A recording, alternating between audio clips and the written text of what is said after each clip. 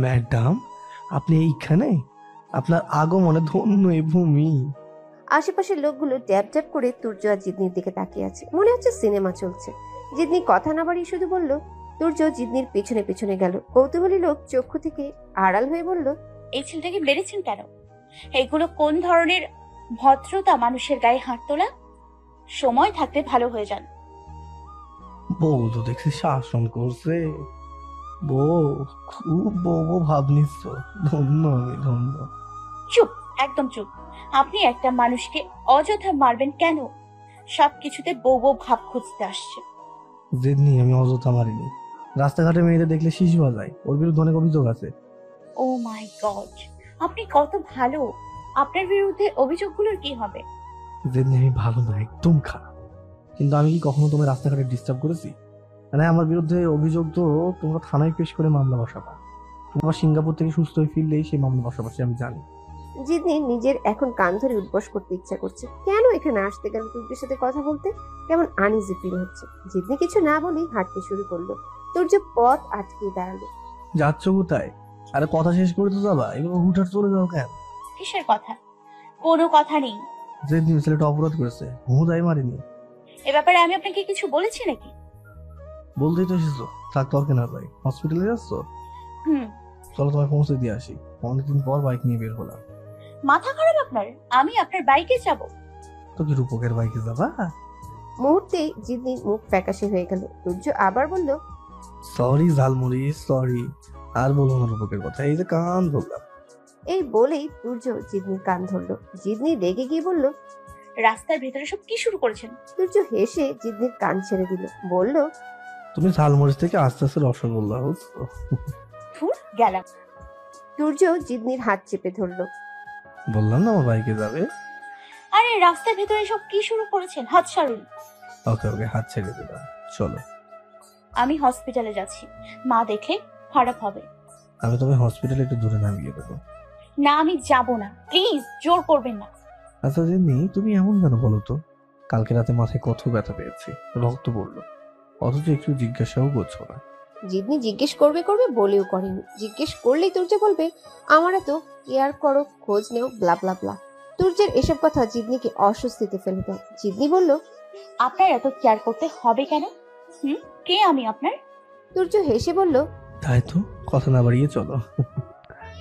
বললাম না যাব না। যদি না যাও আমি রাস্তার ভিতর সিন ক্রিয়েট করবো, কিন্তু কি করবেন আপনি? জড়িয়ে ধরবো। জিদনির এখন নিজের উপর রাগ হচ্ছে। কি দরকার ছিল ট্যাক্সি থেকে নেমে তুর্যের কাছে আসা? এই তুর্যের বিশ্বাস নেই, যা ইচ্ছে তাই করতে পারে। জিদনি বলল, খবরদার, একদম ফালতু কাজ করবেন না। কসম, তুমি যদি না যাও, যা বলছি তাই করবো। 2 মিনিট সময়। জিদনি চুপ করে আছে। একটু পর তুর্য আবার বলল। 2 মিনিট হবে। রেডি? জিদনি 2 পা পিছিয়ে বলল, না না, যাব। তুর্য হেসে বলল। তোমায় ভালোভাবে কথা বলে শোনানো যায়। জিদনি বলল। বারবার ব্রেক কষলে কিন্তু ভালো হবে না। তুর্য ঠোঁটে দুষ্টুমির হাসি ফুটিয়ে বলল। সি, এসব আমি করতে পারি নাকি? জিদনি মুখ বাঁকিয়ে বলল। মানুষ চেনা আছে।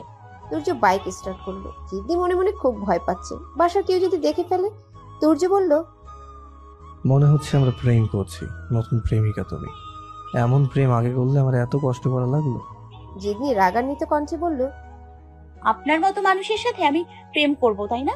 ফালতু কথা বললে কিন্তু বাইক থেকে ঝাঁপ দিব। তুর্য ঢং করে বলল। ওগো না, এসব কথা মুখে এনো না, পাপ হবে পাপ। তুর্য আবার বলল। আরে আমার ছোঁয়াচে রোগ নেই, এত ডিস্টেন্স রেখে বসছো কেন? হ্যাঁ, কাঁধেও তো হাত দিতে পারো নাকি? কোনো কথা বলল না তুর্য। তুর্য ব্রেক কষলো। জিদনি খেপে গিয়ে বলল। এগুলো কি? বললাম না আমার কাঁধে হাত রাখো, নয়তো আমি এমন করতেই থাকবো। কিছুক্ষণ পর জিদনি বাধ্য হয়ে তুর্যের কাঁধে হাত রাখলো। তুর্য আস্তে আস্তে বাইক চালাচ্ছে। হেসে বলল। যেদিন এখন আমার একটা গান করতে ইচ্ছে করছে। যা ইচ্ছা করুন, শুধু গান কেন, ডান্সও করুন। তুর্য বলল।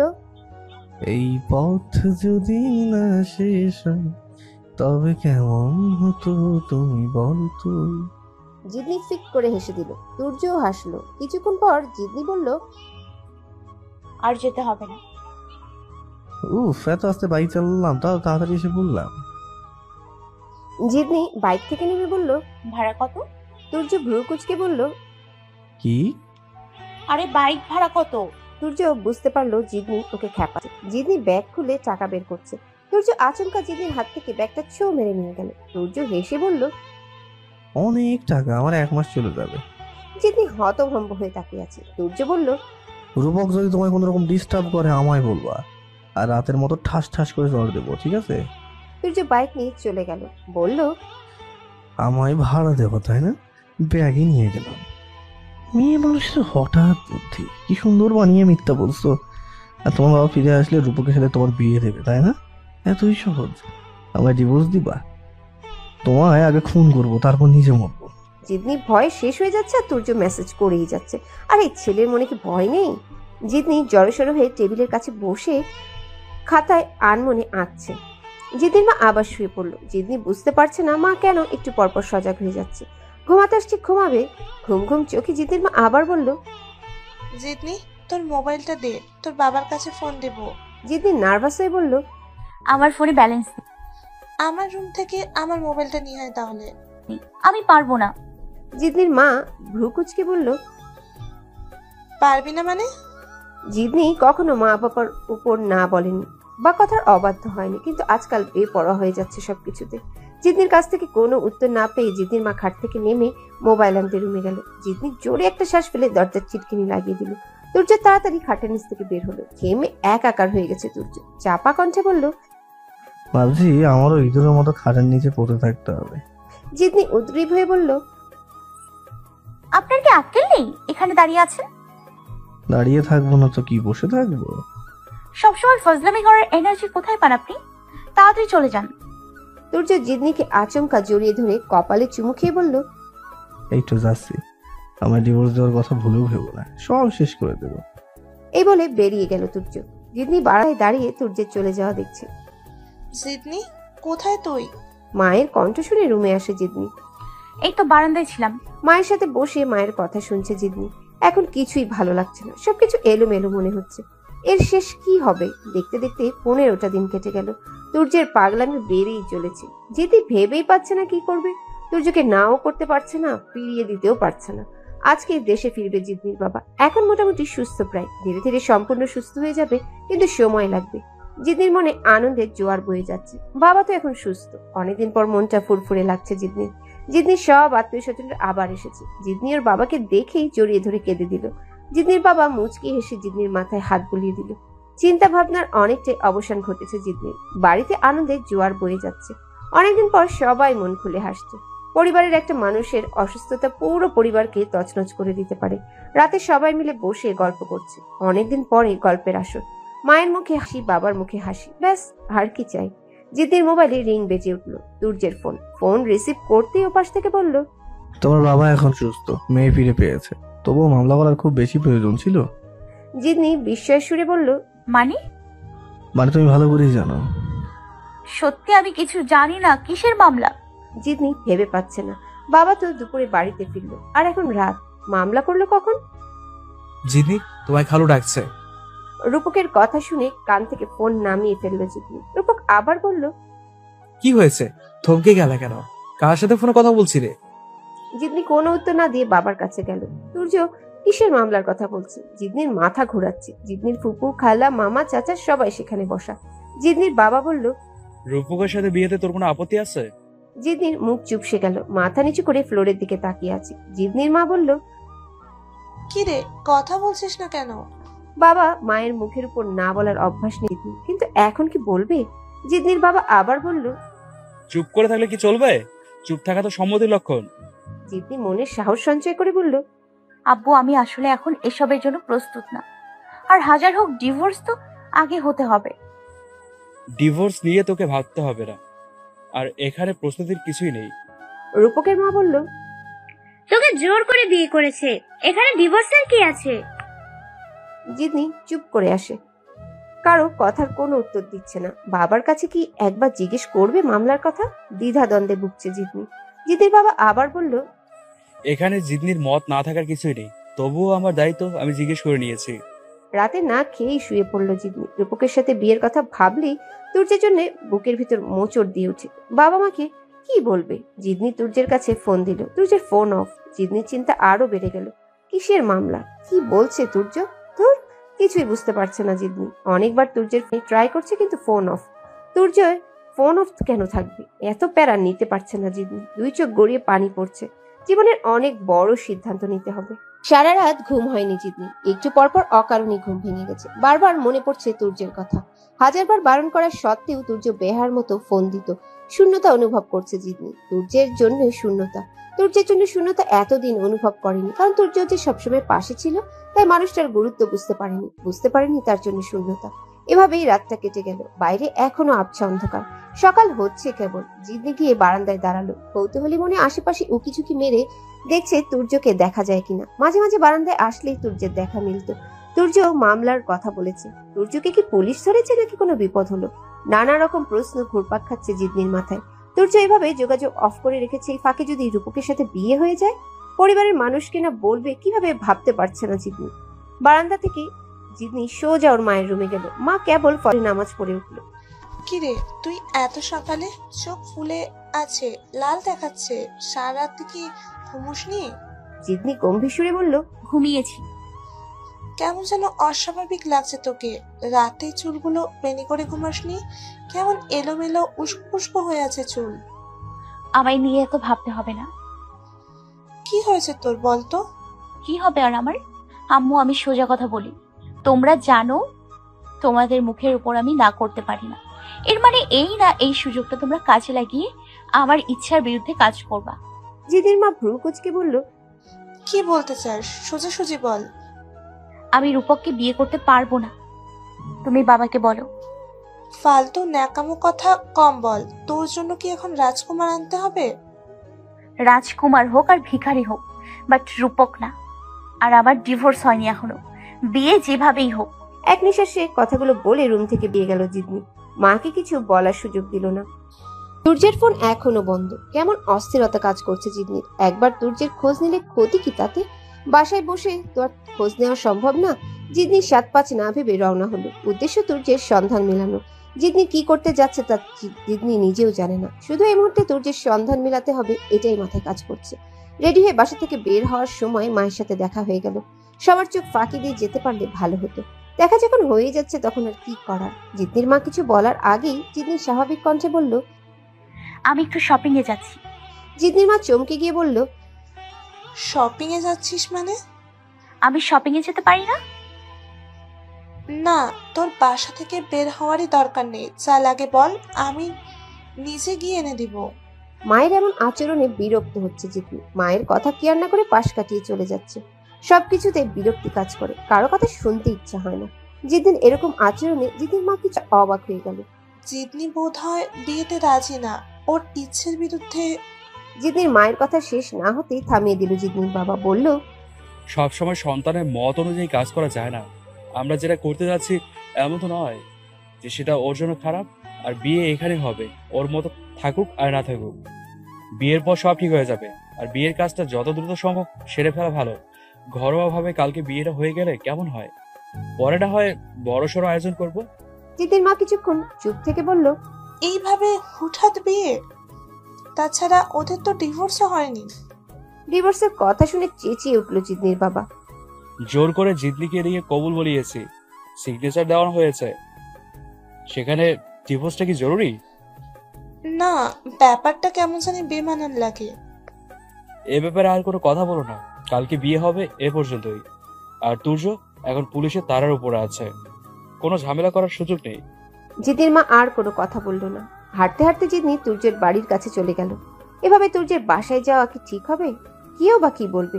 কেমন দ্বিধায় পড়ে গেল জিদনি। বাড়ির গেট পর্যন্ত এসে আর ভিতরে যাওয়ার সাহস হচ্ছে না। মামি, তুমি? পেছনে ফিরে তাকায় জিদনি। অস্ফুট স্বরে বলল, দিগন্ত। জিদনি ধীরে ধীরে দিগন্তর কাছে গিয়ে দিগন্তের মাথায় হাত রেখে বলল, দিগন্ত, তোমার মামা কোথায়? তোমার বাবা তো ইয়াবড় মামলা দিয়েছে। মামার বাসা থেকে কি করে? তাহলে এই জন্যই তুর্য জিদনির উপর রাগ করেছে, অথচ জিদনির কিছুই জানে না। জিদনি বলল, কোথায় গিয়েছে বলতে পারো? আমি তোমায় বলবো আর তুমি তা না গিয়ে বলে দিবে? তোমায় আমার চেনা আছে। পালিয়ে এসে আমার কি বিপদই না ফেলছিলে? দিগন্তের কথা যুক্তিসঙ্গত। জিদনি কথা না বাড়িয়ে বলল, আমি যেখানে এসেছি তা কাউকে বলো না। জিদনি হতাশ হয়ে বাসার দিকে রওনা হলো। এসবের কিছুই তো জিদনি জানে না। এগুলো সব রূপকের বুদ্ধি। বুঝতে বাকি নেই জিদ্নি, নয়তো জিদ্নির বাবা জিদ্নিকে না জানিয়ে কেন মামলা দিবে। রূপকের উপর চরম মেজাজ খারাপ হচ্ছে জিদ্নি। বাসায় গিয়ে বিছানায় গা এলিয়ে দিল জিদ্নি। কি শপিং করলে? শোয়া থেকে উঠে বসলো জিদ্নি। রূপককে দেখে মেজাজটা আরো খারাপ হয়ে গেল। সাজালো গলায় বলল, এত সব দিয়ে আপনার কি দরকার? তুমি আমার হবু বউ, আমার দরকার না তো কার দরকার? হ্যাঁ, শপিং এ গিয়েছিলে নাকি তুর্যকে খুঁজতে গিয়েছিলে? ডান্স করতে গেছি, ফালতু বক বক না করে যান এখান থেকে। জিদনি, আমাদের কাল বিয়ে হচ্ছে। তীক্ষ্ণ দৃষ্টিতে তাকালো জিদ্নি। মুখটা আরো ফ্যাকাশে হয়ে গেল, স্তব্ধ হয়ে গেছে যেন। রূপক আবার বলল, জানতাম জানতাম তুমি অবাক হবে। তোমায় অবাক করার জন্য এত আয়োজন। বলেই মুচকি হাসলো রূপক। হাসিটা যেন জিদ্নিকে উদ্দেশ্য করে অহংকারের হাসি, মনের বাসনা পূর্ণ হওয়ার গৌরবের হাসি। জিদ্নি কিছু না বলে মূর্তির মতো বসে থাকলো। কতক্ষণ পর জিদ্নি ওর বাবার কাছে গেল। বাবা, কালকে নাকি বিয়ে? হ্যাঁ, কেন, কি হয়েছে? মা তোমায় কিছু বলেনি? কি বলবে? বাবাই উল্টো পাল্টা কিছু করতে বাধ্য করো না, আমি কিছুতেই বিয়েটা করতে পারবো না। হুঙ্কার দিয়ে উঠে জিদ্নির বাবা। বলল, বিয়ে করতে পারবি না তো ফিরে আসলি কেন? থেকেছি তুর্যির কাছে, আসলি কেন আমাদের কাছে? নাটক করছিস এতদিন, হ্যাঁ? জিদ্নি মাথা নিচু করে বলল, বাবা, আমি একবারও তুর্যের কথা বলিনি। চুপ কর তুই। তোর বিয়ে করতে প্রবলেম কোথায়? তুই যদি ফ্যামিলি চাস, বাবা মা চাস, তাহলে বিয়ে করতে হবে, নয়তো চলে যা যেথায় ইচ্ছে। তোর জন্য আমরা কত অপমান সহ্য করতে হচ্ছে, হ্যাঁ? তোর জন্য আমার মান সম্মান সব শেষ। বাবার মুখে এসব কথা শুনে অবাক হয়ে গেল জিদ্নি। এসবে জিদ্নির কি দোষ? জিদ্নি কিভাবে মান সম্মান শেষ করলো? পরিবারের প্রতিটা মানুষের কাছে বোঝা হয়ে গেল। জিদ্নি চোখ ভিজে যাচ্ছে, কান্না চাপিয়ে বাবার কাছ থেকে উঠে আসলো। রুমে এসে তুর্যকে ফোন করলো, এখনো সুইচ অফ। যদি সুইচ অন হতো তাহলেও বা কি করতো, কি বলতো? তুর্য, আমার বিয়ে আমায় নিয়ে যাও, এটা বলতো? এটা বলার মতো সম্পর্ক কি তুর্যের সাথে আছে? জিদ্নির বাবাকে চিকিৎসার জন্য সিঙ্গাপুরে পাঠানো হলো। যদিও এখন উনি আগের থেকে অনেকটাই সুস্থ, তবুও উন্নত চিকিৎসা কে না চায়? বাবা যেন সম্পূর্ণ সুস্থ হয়ে দেশে ফিরে, এটাই জিদ্নির চাওয়া। তাহলে তুর্যের ফ্যামিলির উপর রাগ কিছুটা হলেও কমবে। জিদ্নির আত্মীয় স্বজন অনেকেই যার যার বাসায় চলে গেছে, অনেকে যায়নি। সবার একই কথা, তুর্যের কাছে মেয়ে দিবে না, আর ওর ফ্যামিলির অবস্থা খারাপ করে চাইবে। সবার যখন তুর্যের উপর এত ক্ষোভ, জিদ্নি কেনই বা সবার বিপক্ষে যাবে তুর্যের জন্য? তুর্য যা করেছে ভালোবাসার মানুষকে পাওয়ার জন্য করেছে, কিন্তু তাতে তো জিদ্নির ফ্যামিলির ক্ষতি হয়েছে। প্রেমিক সমাজের কাছে তুর্য হয়তো নির্দোষ, কিন্তু যে কোনো বাবা মায়ের কাছে তুর্য দোষী। গোলকধাঁধায় পড়ে গেছে জিদ্নি। নিজের অনিচ্ছা সত্ত্বেও একটু একটু করে তুর্যের মায়ায় জড়িয়ে যাচ্ছে। ইচ্ছা করলেও তুর্যকে ফিরাতে পারছে না। মনটা বড্ড বেসামাল হয়ে গেছে। বেসামাল হবেই বা না কেন? তুর্যের পাগলামির কাছে যে কোনো মেয়ের প্রেমই আত্মসমর্পণ করতে বাধ্য। বারান্দায় দাঁড়িয়ে চোখের পানি ফেলছে জিদ্নি। হঠাৎ কারো উপস্থিতি টের পেয়ে পিছনে ফিরে তাকায়। জিদ্নি বলল, রূপক ভাই কিছু বলবেন? হ্যাঁ, বলবো তো। চলে যাচ্ছি আমি। খালু, সিঙ্গাপুর থেকে ফিরে আসলে আবার আসবো। এসে তোমার আর আমার বিয়ের কথাটা পাকাপাকি করব। খালু এতে দ্বিমত করবে না, আমার বিশ্বাস। জিদ্নির শরীর জ্বলে যাচ্ছে। রূপকের সাথে বিয়ে অসম্ভব। তুর্যের সাথে ডিভোর্স হয়ে গেল, রূপকের সাথে বিয়ে করা সম্ভব না। জিদ্নি ঠোঁটের কোণে জোরপূর্বক হাসি ফুটিয়ে বলল, আর কিছু বলবেন? আর কি বলবো? যা বললাম তারই তো উত্তর দিলে না। সময় হলো উত্তর পেয়ে যাবেন, কিছু না বললে আসতে পারেন। এভাবে বারান্দার গ্রিলে মাথা ঠেকিয়ে তুর্যের জন্য কান্না বিলাস না করে আমার সাথে প্রেম করে সময় কাটালেই তো পারো। রূপকের এমন কথার প্রত্যুত্তরে অনেকগুলো কড়া কথা শোনাতে ইচ্ছা করছে জিদ্নি, তবুও নিজেকে দমিয়ে বলল, আপনি আসতে পারেন এখন। জিদনি, আমি থাপ্পড় দুটোর কথা এখনো ভুলিনি কিন্তু। ভোলার জন্য থাপ্পড় দিইনি, এরকম কাজ আবার করার আগে যেন থাপ্পড়ের কথা মনে পড়ে তাই দিয়েছি। বাহ, ভালো ঘুরিয়ে ফিরিয়ে কথা বলতে শিখেছো। কোনো কালে বোবা ছিলাম না।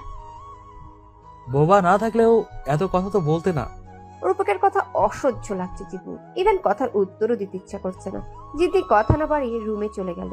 রুমে গিয়ে দেখলো জিদ্নির খাটের উপর মা শুয়ে আছে। জিদ্নিকে দেখে উঠে বসলো জিদ্নির মা। বলল, কি রে, কি হয়েছে? এমন দেখাচ্ছে কেন তোকে? জিদ্নি রাগটা চেপে রাখতে পারলো না, রাগান্বিত কণ্ঠে বলল, তোমার বোনের ছেলেকে ভালো হয়ে যেতে বলো, অসহ্য লাগে। কেন, হঠাৎ কি হলো? হঠাৎ না, আগে থেকে। কি হয়েছে বলতো? আচ্ছা, আমার যেমন করে বিয়ে হোক, আমি তো বিবাহিতা, তাই না? আর আমি যদি বিবাহিত না হতাম, তবুও কি রূপকের সাথে রিলেশন বা বিয়ে করতাম? জিদ্নির মা জিদ্নির হাত ধরে খাটে বসালো। বলল, মাথা ঠান্ডা কর, আমার কথা শোন। বলো। তোর খালামণিও আমায় বলেছে তোকে রূপকের বউ করে নিয়ে নেবে। রূপকের আগ্রহ আছে, আর রূপক তো ছেলে হিসেবে খারাপ না, লেখাপড়াও প্রায় শেষ, স্টুডেন্টও ভালো, ভালো জব পেয়ে যাবে। আর তোর খালুর কি কম আছে? মায়ের কথা শুনে জিতনি আশ্চর্য হয়ে গেল। এগুলো কেমন কথা? মায়ের মুখ থেকে এমন কথা আশা করেনি জিতনি। জিতনি বিস্ময়ের সুরে বলল, মা তুমি এগুলো কি বলছো? শোন, তোর জীবনে একটা অ্যাক্সিডেন্ট ঘটে গেছে, সেটা তোর ইচ্ছাই হোক আর অনিচ্ছাই হোক, সমাজ এখন থেকে তোকে কি চোখে দেখবে? সবাই তোকে ডিভোর্সি বলবে, আর সমাজে ডিভোর্সি মেয়েরা কত নিন্দা নিয়ে বাঁচে সেটা তুই জানিস? জিতনির চোখ থেকে জল গড়িয়ে পড়ছে। ফ্যামিলির কাছে এখন বোঝা হয়ে গেল, বেশি হয়ে গেল। ডিভোর্স না হতে বিয়ে দেওয়ার জন্য এত ভাবনা। মা, আমায় নিয়ে তোমাদের এত ভাবতে হবে না। সমাজ আমায় নিয়ে কি বললো আর না বললো সেটা আমি বুঝবো। তুই কি তুর্যের সাথে সংসার করতে চাস? মা, আমি একবারও বলিনি আমি তুর্যের সাথে সংসার করব, কিন্তু রূপকের সাথে বিয়ের কথা না বলেও খুশি হব। কেন? তোর প্রবলেম কোথায়? মা, সবকিছুতে প্রবলেম খোঁজো না তো। রূপকের সাথে বিয়ে সংসার, এতে আমার কোনো প্রবলেম নেই, কিন্তু এসবে আমার রুচিও নেই। প্রবলেম নেই, তবু আমার ভালো লাগে না। এত ভালো লাগা দিয়ে তো আর জীবন চলে না। মা, আমি যদি তোমাদের কাছে প্রবলেম হয়ে যাই তাহলে আমি চলে যাব, নিজের মতো করে বাঁচবো। জিতনির মা কিছু না বলে রুম থেকে বেরিয়ে গেল। জিতনি বসে বসে চোখের পানি ফেলছে। হঠাৎ ফোন বেজে উঠলো জিতনি। Unknown number. অনেকবার রিং হওয়ার পর ফোন রিসিভ করলো জিতনি। ফোন রিসিভ করতেই ওপাশ থেকে বলল, জিতনি, আমি তুর্য। জিতনি কিছুক্ষণ চুপ থেকে বলল, ফোন দিয়েছেন কেন? তোর ভয়েস এমন শোনাচ্ছে কেন? কান্না করেছো? বাসায় কিছু হয়েছে নাকি? জিতনি দীর্ঘ নিঃশ্বাস ফেলে বলল, কিছু হয়নি। ফোন নাম্বার কোথায় পেয়েছেন? ফোন নাম্বার জোগাড় করা একটা ব্যাপার হলো। সত্যি বলো তো কি হয়েছে? কি হয়েছে না হয়েছে সেটা যেন আপনি করবেন। জিতনি, এভাবে কথা বলছো কেন? আমি তোমার হাজবেন্ড, আমি জানতেই পারি। এখন আমার কথা বলার মুড নেই, রাখছি। জিতনি ফোন কেটে দিল। খাটের উপর আধা শোয়া অবস্থায় আছে। মায়ের বলা কথাগুলো মাথায় ঘুরপাক খাচ্ছে। ফোনটা বেজেই চলেছে। জিতনি ফোন সাইলেন্ট করে রেখে দিল। অনেকক্ষণ পর ফোন হাতে নিয়ে দেখলো 70 বার কল দিয়েছে তুর্য, এখনো দিচ্ছে। জিতনি এবার ফোনটা বন্ধ করে রাখলো। হঠাৎ মায়ের ডাক শুনে ডাইনিং রুমে গেল। টেবিলে খাবার সাজাতে সাজাতে বলল, চেহারার কি হাল হয়েছে তোর? আয়নায় দেখেছিস? ঠিক মতো খাস না, খেতে বস। পরে খাবো। চোখ রাঙিয়ে জিতনির মা বলল, চিতনি, আমি তোকে খেতে বসতে বলছি। মায়ের জোরাজোরিতে বাধ্য হয়ে খেতে বসলো জিতনি। খাবার ঘাটাঘাটি করছে, একটুও খাচ্ছে না। জিতনির মা আবার বলল, এগুলো তোকে খেতে দিয়েছে, ঘাটতে না। বলছি না খাবো না। জিতনির মা হাতে খাবার প্লেটটা নিয়ে জিতনির মুখে খাবার তুলে দিচ্ছে। অনেকদিন পর মায়ের হাতে খাচ্ছে, তাই আর না করতে পারেনি। খাবার মুখে তুলে দিতে দিতে জিতনি মা বলল, মন খারাপ করিস না মা, মেয়েদের জীবন অনেক কঠিন, নানা রকমের কথা শুনতে হয়। আমরা কি তোর খারাপ চাই? কয়দিন পরই সবাই তোকে নিয়ে বাজে কথা বলবে। মা যে ঘুরিয়ে ফিরিয়ে রূপকের কথা বলছে তা বুঝতে অসুবিধা হয়নি জিতনির। জিতনি চুপচাপ খেয়েই যাচ্ছে, কোনো উত্তর দিচ্ছে না। খাওয়া শেষ করে রুমে যেতেই চমকে যায় জিতনি। তুর্যের খাটের উপর শুয়ে আছে। জিতনির চোখ যেন কপালে উঠে গেছে। জিতনিকে দেখে মুচকি এসে তুর্য বলল, ভেবেছো কি ফোন বন্ধ করে রাখলে তোমায় আর পাবো না? জিতনি ভয়ে চুপসে গেল। এর আগে তুর্য রাতে এসেছে, তখন জিতনির মা হসপিটালে ছিল। আজ দিনের বেলায় আটকে গিয়ে জিতনি বলল, আপনি এই সময় এক্ষুনি চলে যান প্লিজ। পাগল হয়েছেন? আমায় আর কত বিপদে ফেলবেন? যাবো, থাকতে তো আর আসিনি। আগে বলো কি হয়েছে? তোর মন খারাপ কেন? কাঁদছিলে কেন? এসব বলার এখন একদম সময় নেই। আপনি যান, মা এখন রুমে আসবে, আমায় একদম খুন করে ফেলবে। জিতনি তুর্যের হাত ধরে বলল, না বউ, আমি থাকতে কে তোমায় খুন করবে? কার এত সাহস? আপনি চলে যান, আমি ফোন অন করছি, আপনাকে ফোনে বলবো না। এই কাজটা তখন করলে আমার এখানে আসতে হতো না। হঠাৎ দরজার বাইরে থেকে জিতনির মা বলল। জিতনি, দরজা খোল। জিতনির হাত পা যথারীতি কাঁপা শুরু করে দিল। ভেতর থেকে কোনো উত্তর না পেয়ে জিতনির মা আবার বলল, জিতনি, দরজা খুলছিস না কেন? কি করছিস? জিতনি হাতের ইশারায় তুর্যকে খাটের নিচে ঝুঁকতে বলল। তুর্য বাধ্য ছেলের মতো তাই করলো। তবুও দরজা খোলার সাহস পাচ্ছে না জিতনি। যদি কোনোভাবে মা দেখে যায়। ভয়ে ঘেমে একাকার হয়ে যাচ্ছে জিতনি। ওপাশ থেকে দরজা নক করেই যাচ্ছে। মনে সাহস জুগিয়ে দরজা খুললো জিতনি। রুমে ঢুকে জিতনির মা বলল, কোথায় ছিলি এতক্ষণ? জিতনি স্বাভাবিক কণ্ঠে বলল, ওয়াশরুমে। কি হয়েছে, ডেকেছো কেন? শরীর ক্লান্ত লাগে, ঘুমাবো এখন। হসপিটালে তো ঘুমই হয় না। হ্যাঁ যাও ঘুমো। আমার রুমে তোর ফুপু আর তিহান ঘুমোচ্ছে, তোর রুমে ঘুমোবো। বিপদ যখন আসে চারিদিক থেকে আসে, এমন সময় আম্মুর রুমে আসার কি দরকার ছিল? জিদনির মা শুয়ে পড়লো। জিদনি ঠায় দাঁড়িয়ে আছে, হাত পাও কাঁপছে। একবার যদি তুর্য ধরা খায় তাহলে কি হবে ভাবতেই কলিজা শুকিয়ে যাচ্ছে জিদনি। একটু পর চোখ মেলে জিদনির মা বলল, এত কি ভাবছিস তুই?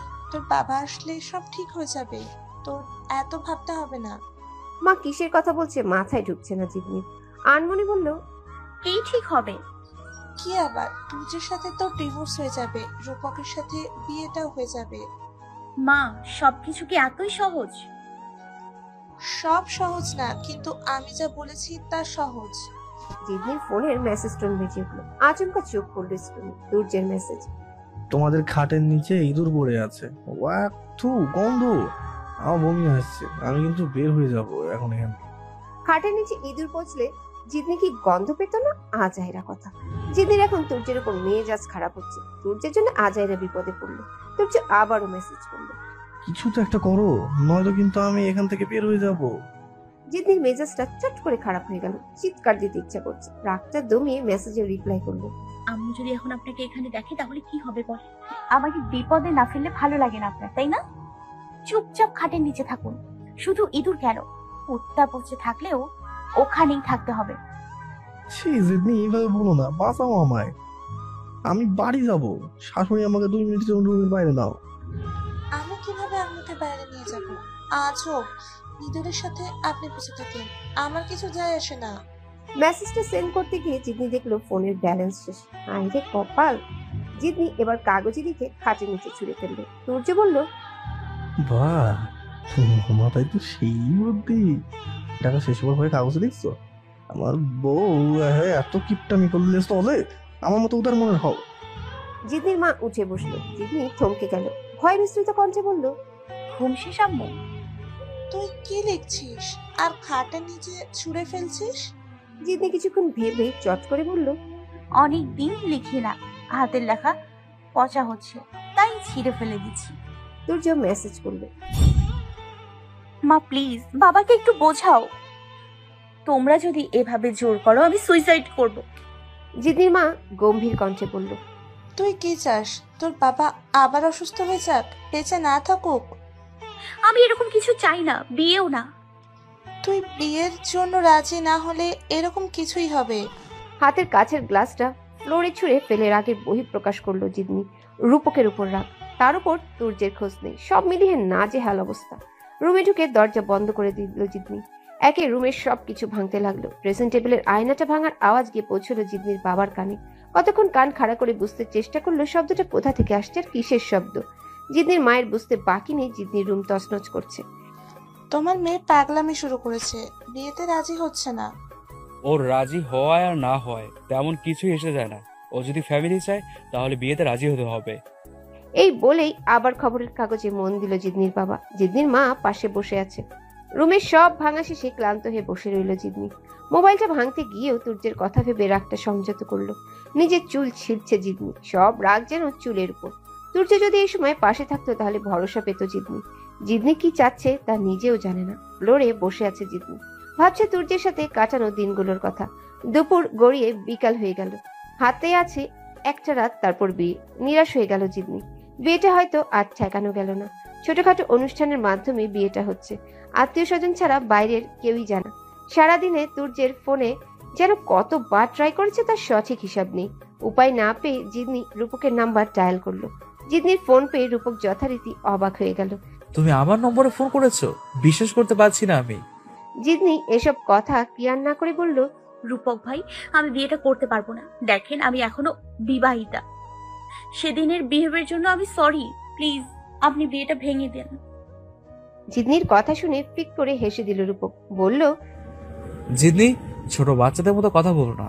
বিয়ে ভাঙার টেনশন মাথা থেকে নামাও, বরঞ্চ অন্য কোনো কথা থাকলে বলো। জিদনি বুঝতে পারলো রূপককে এই বিষয়ে যতই অনুনয় করুক কোনো লাভ হবে না। ফোন কেটে দিল জিদনি। সময় যেন খুব তাড়াতাড়ি চলে যাচ্ছে। বিকাল পেরিয়ে রাত হয়ে আসলো। চিন্তায় হতাশ জিদনি একদম নির্জীব হয়ে গেল। নিরুপায় হয়ে বসে রইল। সারাদিন কিছু মুখে নেয়নি। সবাই যার যার মতো কাজ করছে। জিদনির কথা শোনার প্রয়োজন মনে করছে না, এত চিন্তা নিতে পারছে না। মাথায় এখন একটাই সমাধান ঘুরছে এসবের, সুইসাইড করবে। জীবনটা এভাবে শেষ করে দিবে? সুইসাইড কি সব সমস্যার সমাধান হতে পারে? নিজেকে সামলে নিল জিদনি, ফোনটা হাতে নিল আবার। তুর্যের নম্বরটা এখনো বন্ধ। হঠাৎ চাপা স্বরে কেউ বলল, জিদনি।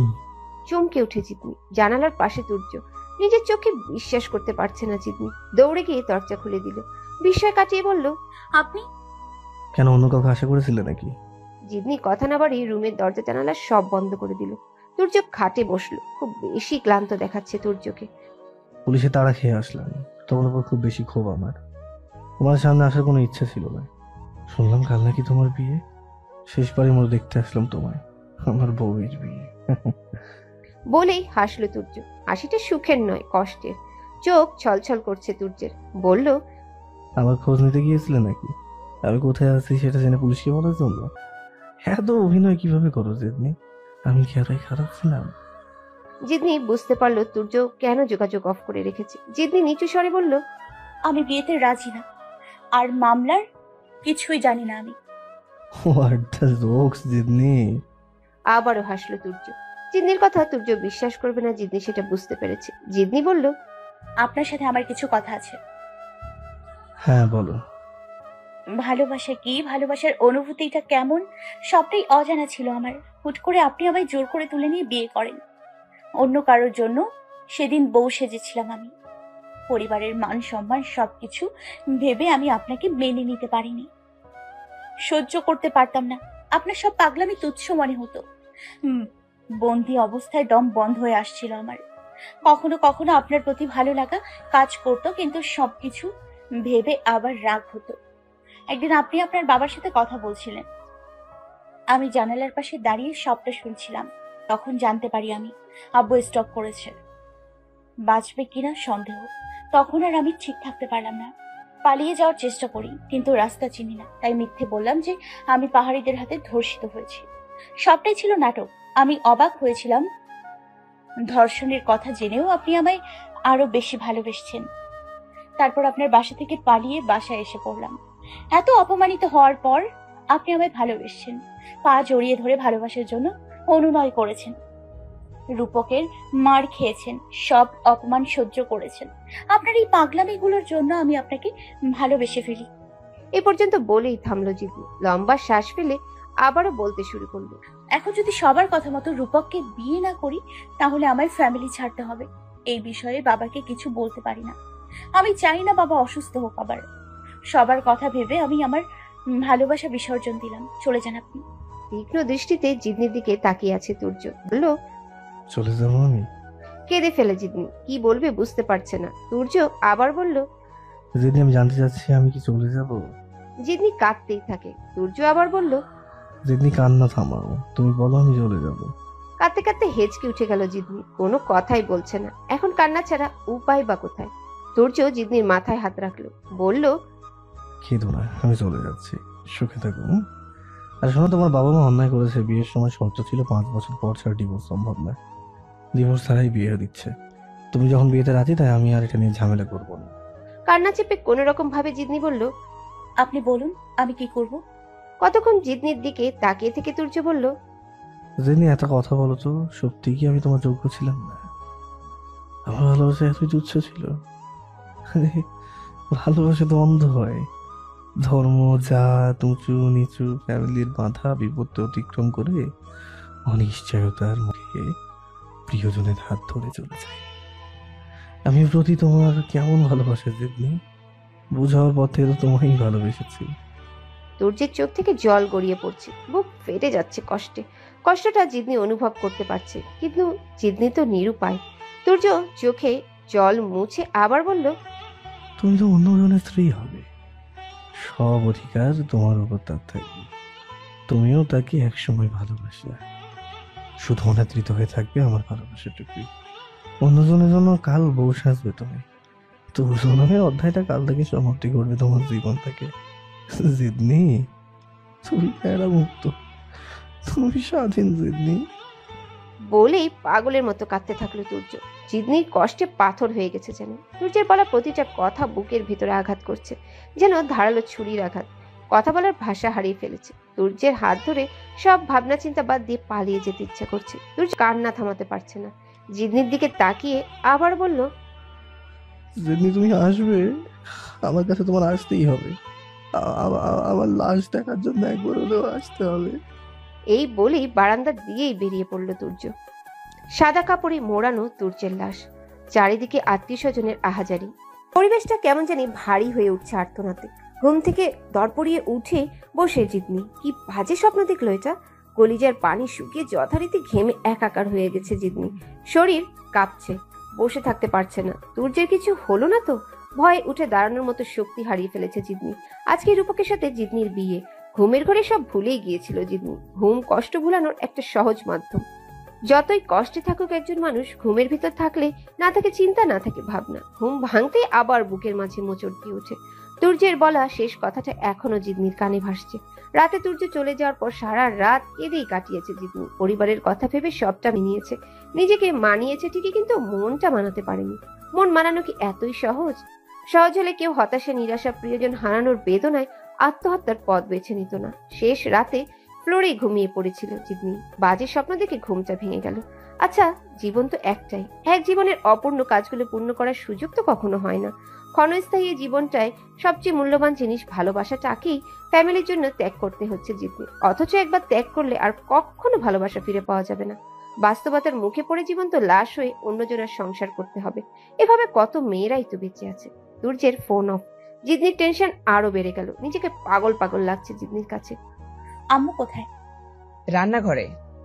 বাসার সবাই বিয়ের আয়োজনে ব্যস্ত। সবাই বলে বিয়ের পর সব ঠিক হয়ে যাবে। হ্যাঁ, মা বাবা তো ঠিকই বলে যে বিয়ের পর সব ঠিক হয়ে যাবে। এই যেন তুর্যের সাথে সম্পর্কটা ঠিক হয়ে গেছে, কিন্তু রূপকের সাথে তো আর সেটা ঠিক হবে না।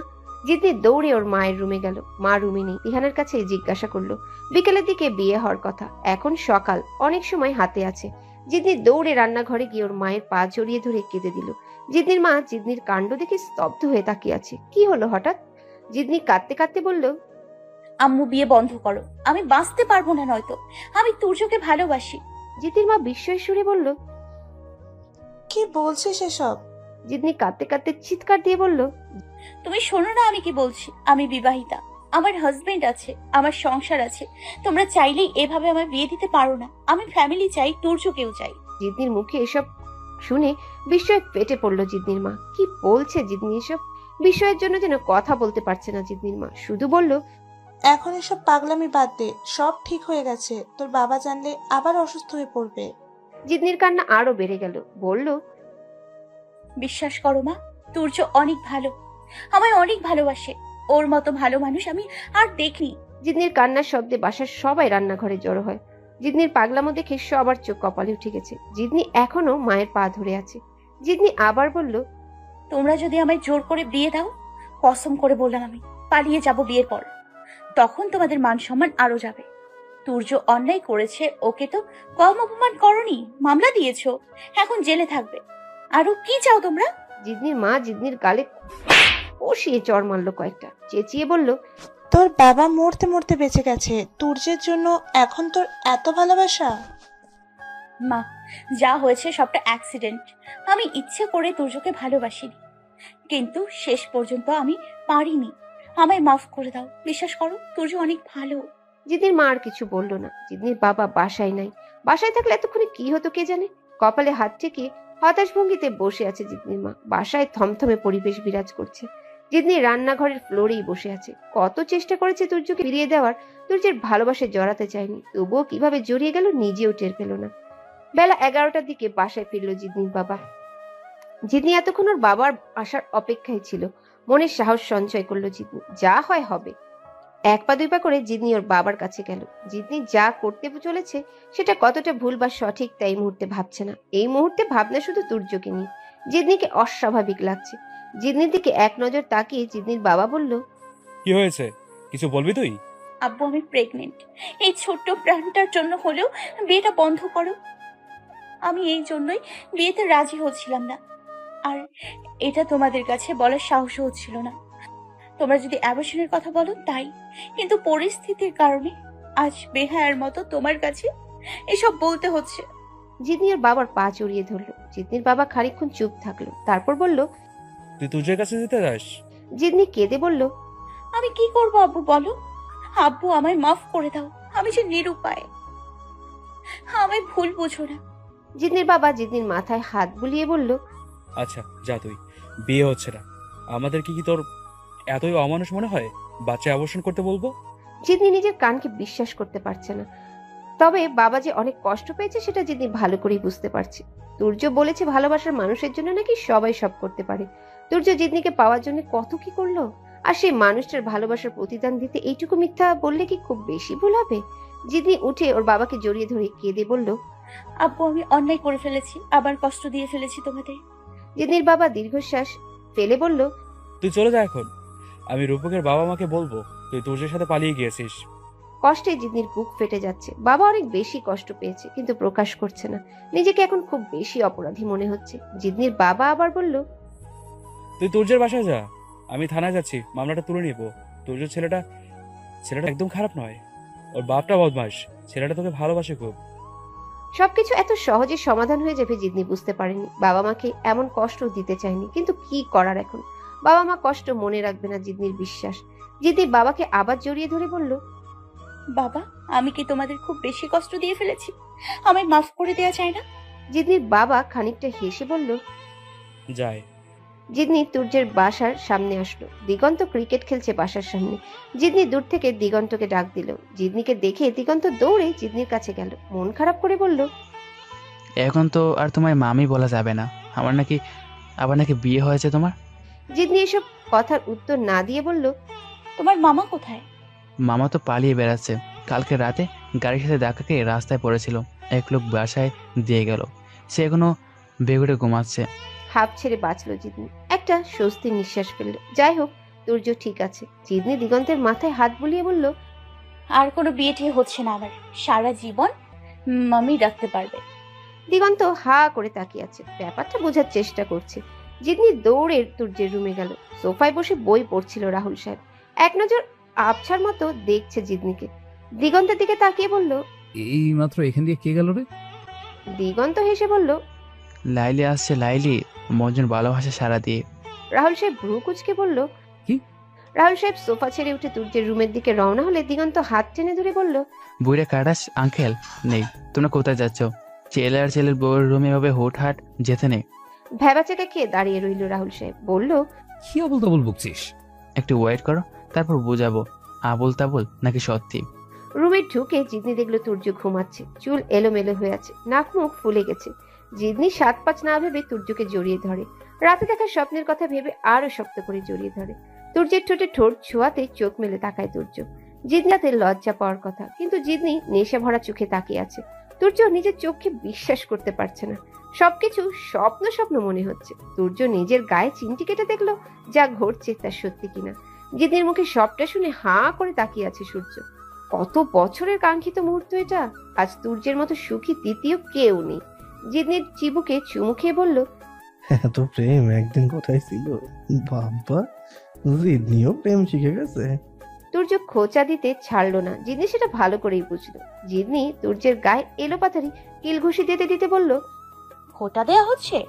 তুর্য জিদনিকে শক্ত করে জড়িয়ে ধরে বলল, না, ভালোবাসা আছে। জিদনির কানের কাছে ঠোঁট নিয়ে বলল, শ্বশুর আব্বাকে যে মিথ্যা বলে রাজি করিয়েছো সেটা সত্যি করতে হবে তো। লজ্জায় মরে যেতে ইচ্ছা হচ্ছে জিদনি। বিছানা থেকে কোলবালিশটা ফ্লোরে ছুঁড়ে বলল, আজ থেকে কোলবালিশের সাথে ব্রেকআপ। আমি এখন বিবাহিত, নট ব্যাচেলার। আনন্দে আত্মহারা হয়ে গেছে তুর্য। তুর্যের পাগলামি দেখে জিদনি না হেসে পারল না। মা বাবার জন্য ভীষণ খারাপ লাগছে। তুর্য বলল, এত টেনশন করো না, একটা নাত নাতনি হলেই হইল, তোমার বাবা মায়ের রাগ উধাও হয়ে যাইব। জিদনি তুর্যের বুকের মাঝে মিশে রয়েছে। এভাবে প্রাপ্তির মাঝেই শেষ হোক প্রতিটি সম্পর্ক। জীবন তো একটাই, প্রিয় মানুষটাকে হারিয়ে বেঁচে থাকার মানে কি? বেঁচে থাকুক ভালোবাসা, সেটা হোক গল্পে কিংবা বাস্তবে।